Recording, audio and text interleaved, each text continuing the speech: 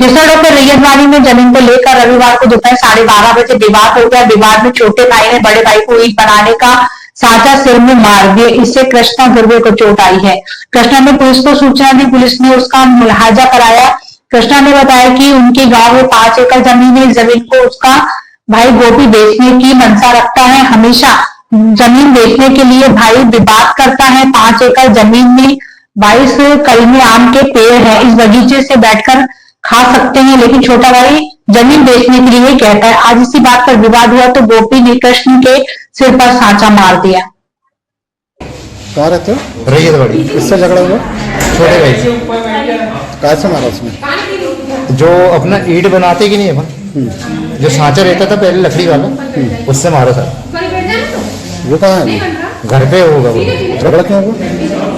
वो मेरे से एग्री करता है। कैसे कि मेरा भाई जमीन जायदाद बेचने देता।